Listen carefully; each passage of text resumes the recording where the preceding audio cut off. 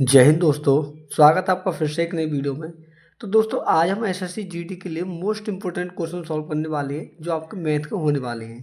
तो दोस्तों हमारा पहला क्वेश्चन है, एक घनाभ है दोस्तों जिसकी भुजाएं आपको दे रखी है कि 10 मीटर गुणा 10 मीटर इंटू 5 मीटर विमाओं के एक कमरे में रखे जा सकने वाली सबसे लंबी छड़ की लंबाई क्या है। तो दोस्तों जब भी आपसे घनाभ की सबसे लंबी छड़ के बारे में बात करें तो उसका मतलब होता है कि उसका विकर्ण की लंबाई कितनी होगी। ठीक है, तो जब भी दोस्तों उसके विकर्ण के बराबर होता है दोस्तों जो घनाभ होता है, तो देखो विकर्ण बराबर दोस्तों क्या होता है घनाभ का, अंडर रूट में लंबाई का स्क्वायर, ठीक है, प्लस चौड़ाई का स्क्वायर प्लस हाइट का स्क्वायर। ठीक है, जब इनका दोस्तों आप ये निकालोगे तो उसमें क्या निकलेगी, विकर्ण की लंबाई निकलेगी और विकर्ण की लंबाई ही क्या होगी, सबसे लंबी छड़ की लंबाई होगी। तो देखो एक लंबाई कितनी है आपके पास, वो है आपके पास 10, तो 10 का होल स्क्वायर कितना होगा, 100 होगा। अगली 10 का होल स्क्वायर कितना होगा, 100 होगा। और अगली भुजा है आपकी कितनी, 5 मीटर, तो 5 का होल स्क्वायर कितना होगा, 25। तो जब दोस्तों इन सभी को ऐड करोगे तो कितना हो जाएगा, 100 100 200 225। और दोस्तों 225 आपका किसका होल स्क्वायर होता है, ये आपको पता होगा 15 का। तो दोस्तों सबसे लंबी छड़ की लंबाई आपकी कितनी होगी, 15 मीटर होगी, जो कि इस क्वेश्चन का क्या है, आंसर है। अगला क्वेश्चन है आपका, अगले क्वेश्चन में बोला है कि एक समचतुर्भुज जिसकी एक भुजा 20 सेंटीमीटर तथा एक विकर्ण 24 सेंटीमीटर है, तो उसका क्षेत्रफल कितना है। तो दोस्तों सबसे पहले मैं आपको बताऊं कि एक समचतुर्भुज जो होता है वो चतुर्भुज होता है जिसकी चारों भुजाएं क्या हो, बराबर हो। तो दोस्तों जब भी आपको क्षेत्रफल निकालना हो समचतुर्भुज का, तो देखो मैं आपको फॉर्मूला बताता हूँ, समचतुर्भुज का क्षेत्रफल, समचतुर्भुज का क्षेत्रफल। तो दोस्तों उसका फॉर्मूला होता है देखो 1/2 डायगोनल 1, ठीक है, इंटू डायगोनल 2। फॉर्मूला होता है दोस्तों आपका 1/2 विकर्ण ए पहला इंटू विकर्ण दूसरा। इसके बाद में हमको क्वेश्चन में दिया है दोस्तों, इसमें दिया है कि एक भुजा आपकी 20 सेंटीमीटर और एक विकर्ण है आपके पास 24 सेंटीमीटर।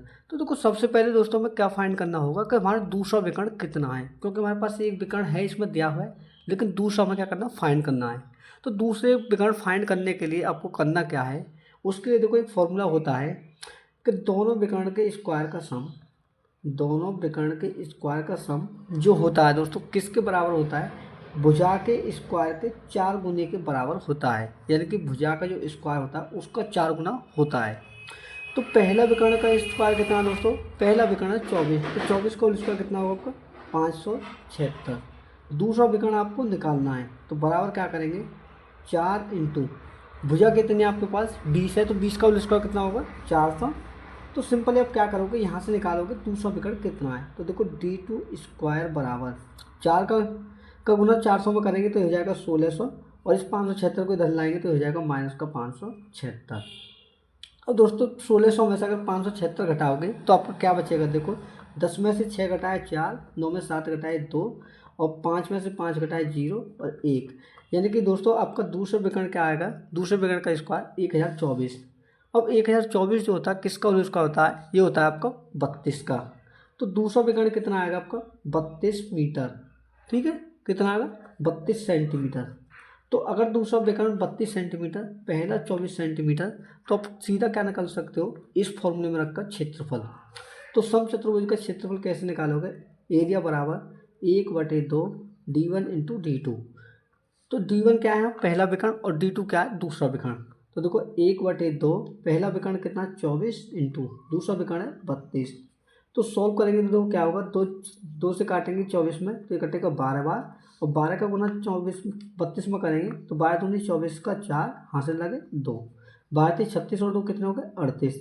यानी कि 384 सेंटीमीटर स्क्वायर जो होगा दोस्तों इस इस समचतुर्भुज का क्या होगा, क्षेत्रफल होगा, जो कि क्या करेक्ट आंसर है। अगले क्वेश्चन में बोला है कि एक धन वार्षिक चक्रवृद्धि ब्याज की दर से 2 वर्षों में स्वयं का 25/16 गुना हो जाता है, तो ब्याज की प्रति दर वर्ष कितनी है। तो दोस्तों आपको रेट निकालना है कि रेट कितना है जब आपकी ब्याज कैसी हो, चक्रवृद्धि हो। तो सिंपली दोस्तों आप क्या करोगे, देखो आपको 25/16 जो दे रखा है इसमें, तो इस बट्टे के मान में देखो नीचे वाली जो वैल्यू होती है वो क्या होती है, हमारी मूलधन। यानी कि 16 क्या होगा, हमारा मूलधन होगा, और 25 क्या होगा, मूलधन सहित जो आपका ब्याज है वो क्या होगा, हमारा अमाउंट। यानी कि ऊपरली संख्या जो हमारी क्या होगी, वो हो गया हमारे अमाउंट। तो ये हमारा प्रिंसिपल, ये होगा अमाउंट। तो प्रिंसिपल कितना हमारा 16 और ये कितना होगा 25। अब दोस्तों यहाँ पर क्या निकालना है, आपको दे रखा 2 साल का। तो 2 साल पैसे पहले लाएंगे हम, 1 साल का कितना है। तो देखो 1 साल पर लाने के लिए हम क्या करेंगे, उसके लिए लगाएंगे हम इस पर अंडर रूट। क्या लगाएंगे, अंडर रूट। तो देखो अगर अंडर रूट में दोनों साइड लगा दूँ तो देखो अंडर रूट में से क्या निकल के आएगा आपका, अंडर रूट 16 में से आएगा आपका 4 और अंडर रूट 25 में से क्या आएगा 5। तो हम यहाँ से देखेंगे दोस्तों कि पहले आपके मूलधन कितना था, 4 रुपये था, लेकिन आज के टाइम कितना 5 है। तो आपको ब्याज कितने का मिला, 1 का। तो यहीं से आप सीधा रेट निकाल सकते हो कि रेट बराबर 1 का ब्याज 4 के ऊपर, तो इंटू करेंगे 165 से गुना। तो 4 का भाग अगर 100 में करेंगे तो आपका रेट कितना आएगा 25%, जो कि क्या होगा, करेक्ट आंसर होगा। ठीक है, यही क्या है उस क्वेश्चन का आंसर है। अगला क्वेश्चन है, चावल के मूल्य में 20% की कमी होने से एक व्यक्ति 77 रुपये में 3.5 किलो अधिक चावल खरीद सकता है, तो चावल की मूल कीमत कितनी थी। यानी कि जो ओरिजिनल क्वांटिटी, जो वैल्यू थी, जो रेट था, वो क्या था, ये क्वेश्चन आपसे पूछा है। तो दोस्तों ऐसे क्वेश्चनों के लिए आप क्या लिखोगे, एक तरफ लिखोगे आप पुराना वाला रेट यानी कि ओल्ड रेट, और एक तरफ लिखोगे न्यू रेट यानी कि नया वाला जो रेट है। ठीक है, तो सबसे पहले हम क्या करेंगे दोस्तों, ऊपर लिखेंगे, देखो रेट क्या हुआ है इसमें, देखो इसमें हुआ है 20% की कमी। तो अगर आप 20% का बट्टा मान देखोगे तो 20% का बट्टा मान होता है आपका 1/5, यानी कि पहले 5 हुआ करता था, आज के टाइम उसमें 1 की कमी हुई, तो कितना होगा, 5 में 1 कम 4।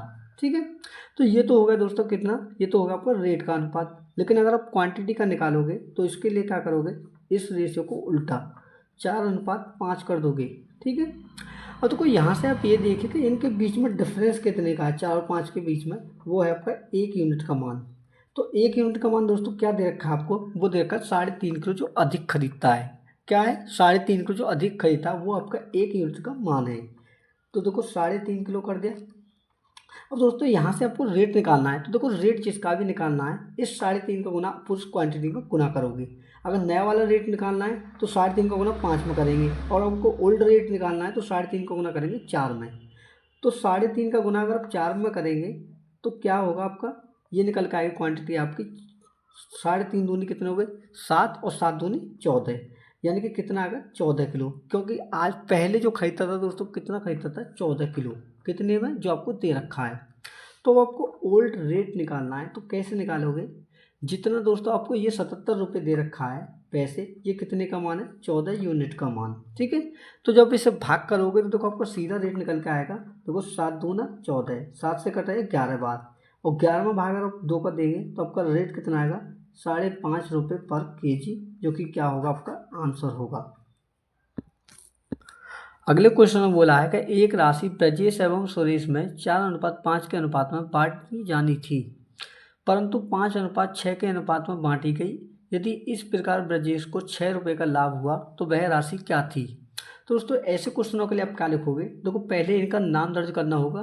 क्या दे रखा है, एक है ब्रजेश, ठीक है, और दूसरा क्या है आपका, दूसरा है आपका सुरेश। ठीक है, अब देखो इनके जो राशि है दोस्तों, उनका अनुपात दे रखा है आपको कि बांटा किस अनुपात में जाता है, 4:5 में, लेकिन गलती से किस में बांट दिया, वो बांट दिया आपको 5:6 में। ठीक है, तो दोस्तों आपको यहाँ पर एक बात ध्यान करनी है कि पहले जो टोटल रुपए बांट रहे थे वो तो सेम ही बांटने थे, तो क्वांटिटी हमारी कितनी होनी चाहिए, सेम होनी चाहिए। तो देखो यहाँ अगर हम देखें तो 4-5 कितने हो रहे हैं, 9 हो रहे हैं, लेकिन यहाँ कितने हो गए, 6-5 11, यहाँ कितने हो रहे हैं, 9 दोनों का योग, और यहाँ कितना हो रहा है आपका, ये हो रहा है आपका 11। तो इन्हें क्या करना होगा, पहले सेम करना होगा। तो सेम करने के लिए दोस्तों क्या करेंगे, देखो इसका योग 9 है तो इसमें करेंगे हम इससे गुना 11 से। ठीक है, 11 का गुना इस रेशियो में पूरे में करेंगे, और इसमें करेंगे हम 9 से गुना जो ऊपर लाए। तो देखो नया जो रेशियो निकल के आएगा दोस्तों, कहाँ निकल के आएगा, मैं यहाँ लिख देता हूँ ताकि समझने में आसानी हो। तो 11 का गुना 4 में, तो 11 चौक 44, 11 पंजे 55, 9 का गुना 5 में, तो 9 पंजे कितने हो गए 45। ठीक है, और 9 छक्के कितने हो गए 54।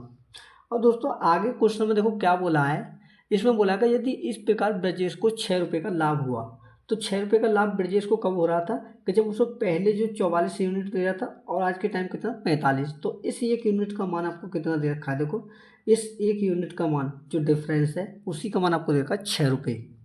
तो 6 रुपये दोस्तों अगर 1 यूनिट का मान है तो आपको टोटल निकालना है, तो टोटल कितना होगा इसका, तो टोटल होगा ब्रजेश और सूरज का हिस्सा 55 में अगर 44 ऐड करेंगे तो कितना हो जाएगा 99। तो सिंपली आप क्या करेंगे 99 का इसमें गुना। तो देखो गुना करने के बाद आपका आंसर क्या आएगा 6×9 = 54 का 4 हाथ से लगे 5, 6×9 = 5 कितने हो गए 59, यानी कि 594 रुपये जो होगा क्या होगा करेक्ट आंसर होगा। अगला क्वेश्चन है 8 संख्याओं का औसत 20 है, एक नई संख्या और बढ़ा देने पर औसत 10% बढ़ जाता है, तो नई संख्या क्या होगी। तो दोस्तों इसके लिए आपको एक फॉर्मूला याद रखना है। तो कुछ सादा सी ट्रिक है, वो ट्रिक के तौर पर आपके काम करती है कि आपको करना क्या है कि न्यू बारह एवरेज बराबर यानी कि नया एवरेज बराबर पुराना एवरेज प्लस माइनस इंक्रीज या डिक्रीज इनटू क्या करेंगे फाइनल मेंबर। ठीक है, तो दोस्तों यहाँ पर क्या करना है, देखो इंक्रीज का मतलब होता है वृद्धि है तो प्लस लेंगे और डिक्रीज यानी कि कमी है तो माइनस लेंगे। तो देखो इसमें क्या निकालना है कि नई संख्या क्या होगी। तो देखो इसका मान निकालना नए वाले का। पुराना क्या दे रखा है दोस्तों, पुराना औसत है 8 संख्याओं का 20। ठीक है, क्या हो रही है 10% की वृद्धि। तो दोस्तों अगर हम 20% में 10% की वृद्धि निकालें तो उसका मतलब होता है 110%। ठीक है, बटे में 100 तो कितना हो जाएगा 11 दूनी 22, यानी कि 20 के ऊपर दोस्तों कितने की वृद्धि होगी 2 की वृद्धि। तो आपको क्या करना होगा प्लस 2 इंटू मेंबर कितने हो गए, पहले 8 हुआ करते थे लेकिन आज के टाइम 1 की वृद्धि होने के कारण कितने बढ़ गए 9 हो गए। ठीक है, तो देखो नए वाले का एवरेज क्या आएगा आपका 20 प्लस के 9 दूनी 18, तो ऐड करेंगे 20 में 18 तो कितना आएगा आपका आंसर 38। तो नया वाला कितना होगा 38 होगा जो आपका आंसर है। अगले क्वेश्चन में बोला है कि 36 माइक्रोवेव और 12 कुकर की कीमत 84,126 रुपये है, तो 6 माइक्रोवेव और 2 कुकर की कीमत क्या होगी। यानी कि दोस्तों अगर 36 माइक्रोवेव, अगर माइक्रोवेव को दोस्तों मैं एम से लिखूं और प्लस 12 कुकर को लिखा मैंने के से। ठीक है, तो इनकी टोटल जो कीमत है दोस्तों कितनी दे रखी है, वो दे रखी है आपको 84,126 रुपये, 84,126 रुपये। तो आपसे पूछा है कि इसमें पूछा है दोस्तों आपको 6 माइक्रोवेव और 2 कुकर की कीमत क्या होगी। यानी कि देखो 6 माइक्रोवेव और 2 कुकर की कीमत क्या होगी। तो दोस्तों सिंपली देखो मैं आपको ध्यान से अगर देखो तो देखो 6 इसमें भी कॉमन है और 6 इसमें भी कॉमन है। अगर मैं इसमें से 6 कॉमन निकाल दूँ तो देखो आपको क्या बचेगा। देखो 6 से भाग मैंने इसमें भी दिया और 6 का भाग इसमें भी दिया, कहने का मतलब दोनों पक्षों में 6 से भाग देना है। तो देखो क्या होगा 6 × 36 है और प्लस 6 दूनी 12 है, आ गया आपका यही। तो देखो यहाँ पर अगर हम 6 का भाग देंगे तो देखो इसकी लिखने की जरूरत नहीं है, ये कितनी बार कटेगा 6 से 14 बार, ना जाने की 0, 6 दूनी 12 और 6 को 6, यानी कि दोस्तों आपका आंसर कितना आ चुका है 14,021 रुपये, जो कि क्या होगा इस क्वेश्चन का आंसर है। अगले क्वेश्चन में बोला है कि एक परीक्षा में पास होने के लिए 1034 अंक पाना जरूरी है। एक विद्यार्थी को 940 अंक मिलते हैं और उसे 5 अंकों से फेल घोषित किया गया, किसी विद्यार्थी को अधिकतम कुल कितने अंक मिल सकते हैं। तो दोस्तों एक चीज़ आपको यह ध्यान रखनी है कि देखो पास होने के लिए कितने चाहिए 1034, लेकिन वो व्यक्ति लाया कितना 940, यानी कि कितने कम लाया ये देखेंगे पहले। ठीक है, तो देखो 1034 में से आपको क्या घटाना है 940 को। तो देखो यहाँ से अगर हम घटाएंगे तो देखो क्या आएगा, 4 में से 0 घटाया 4, 13 में से 4 घटाया 9। ठीक, यहाँ का बचा 9 में से, यहाँ से देखो क्या बचा, यहाँ बचा 9, 9 में से 9 घटाएंगे तो 0, यानी कि कितने अंक कम लगा 94। उसी 94 का मान कितना देखा 5% के 5% अंकों से फेल हो गया। तो दोस्तों 94 जो है आपको कितने परसेंट का मान है, 94 जो है दोस्तों आपको 5% का मान है। और जब भी आपको टोटल मान निकालना हो तो क्या करना होगा 100% से इसमें गुना। ठीक है, तो देखो 5 से अगर मैं भाग करूँ इसमें 100 में तो कटेगा 20 बार, और 94 का गुना अगर 20 में करोगे तो आपका आंसर क्या आएगा 0 आपका यूँ रहेगा। 94 दूनी कितने हो गए 2 चौके 8 और 2 निम 18, यानी कि 1880 जो होंगे वो टोटल आपके नंबर होंगे जो अधिकतम नंबर हैं। तो यही आपका आंसर है। अगला क्वेश्चन है एक किले में 540 आदमियों के लिए 160 दिन का राशन है। 10 दिन पश्चात उनमें 60 आदमी और शामिल हो जाते हैं। अब राशन कितने दिनों तक चलेगा।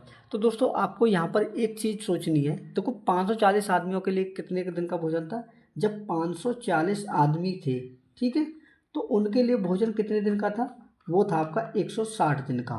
ठीक है, अब देखो हुआ क्या, इसमें से 10 दिन पश्चात, यानी कि 10 दिन तो 540 लोगों ने खाया, बचा कितने दिन का तो देखो 10 दिन अगर इसमें से आप निकाल दोगे तो कितने दिन का खाना बचा आपका, 150 दिनों का। और 150 दिन का दोस्तों जो खाना बचा उससे कितने लोग खाएंगे, उसमें 60 आदमी और आ जाते हैं। तो टोटल आदमी कितने हो गए आपके, 540 में 60 ऐड करेंगे तो हो जाएंगे आपके 600 आदमी। यानी कि दोस्तों आपको सिंपली क्या करना है, आपको करना ये है कि जो आपको 150 दिन का खाना है वो ये देखना है कि 600 लोगों के लिए कितने दिन के लिए बैठेगा। ठीक है, तो देखो इसके लिए आप कैसे सॉल्व करोगे। देखो हमें करना क्या होगा दोस्तों, जो 150 आदमियों का खाना जो बचा है वो कितने लोगों का है, वो था पहले 540 लोगों का, लेकिन आप कितने लोगों के लिए चाहिए, वो चाहिए 600 लोगों के लिए। तो जब आप इसे सॉल्व करोगे दोस्तों तो अपना आंसर देखो सीधा यहीं से निकल के आएगा। क्योंकि दोस्तों हमारे पास जो 150 दिन का खाना बचा है वो कितने लोगों का था, वो था 540 लोगों का था। लेकिन आज के टाइम कितने लोग हैं हमारे पास, 540 में 60 आदमी और ऐड हो गए तो वो होगा आपके 600 आदमियों का। तो अब देखेंगे ये कितने दिन के लिए और बैठेगा। तो देखो 2 जीरो से हमारे 2 जीरो ये कट गई। 6 का भाग अगर मैं 54 में कर दूँ तो ये कटेगा 9 बार, और 15 का गुना 9 में करेंगे तो आपका आंसर क्या आएगा, 135, जो कि क्या होगा, इस क्वेश्चन का बिल्कुल करेक्ट आंसर होगा। तो मैं उम्मीद करता हूं दोस्तों सभी क्वेश्चन आपको अच्छे से समझ में आए होंगे। तो दोस्तों अगर वीडियो अच्छी लगी तो वीडियो को लाइक एंड चैनल पर नए हैं तो बेल आइकन को प्रेस करके चैनल को सब्सक्राइब भी कर लें। मिलते हैं अगली क्लास में, तब तक के लिए धन्यवाद।